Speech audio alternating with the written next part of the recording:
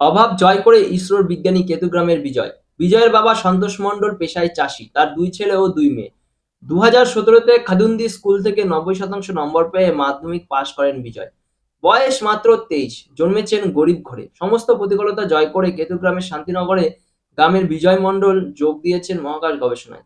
তার পরিবারের সূত্রের খবর, মার্চ ৫ আগে গ্রুপে গেজেটেড অফিসার পদে বিজ্ঞানী হিসেবে ইসরোয় যোগ দিয়েছেন বিজয়। বিজয়ের বাবা সন্তোষ মণ্ডল পেশায় চাষী, তার ২ ছেলে ও ২ মেয়ে। ২০১৭-তে খাদুন্তি স্কুল থেকে ৯০% নম্বর পেয়ে মাধ্যমিক পাশ করেন বিজয়। তারপরে কাটোয়া ভারতী ভবন উচ্চ মাধ্যমিক বিদ্যালয় থেকে ৮২% নম্বর পেয়ে পাশ করেন উচ্চ মাধ্যমিক। সেই বছর জয়েন্ট পরীক্ষায় উত্তীর্ণ হন তিনি। সেখান থেকে Indian institute of speech science and technology থেকে ইলেকট্রনিক্স অ্যান্ড কমিউনিকেশন নিয়ে পড়াশোনার সুযোগ পান। সেখান থেকে সরাসরি ইসরোয় যোগ দেন বিজয়। এখন তিনি শ্রীহরিকোটায় সতীশ ধাওয়ান স্পেস সেন্টারে কাজ করছেন। বিজয় বলেন, স্কুলের শিক্ষকদের কাছে আমি কৃতজ্ঞ। সারা জীবন যেন দেশের সেবা করে যেতে পারি।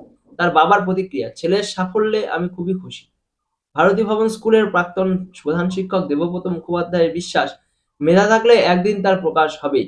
বিজয় আমাদের গর্ব।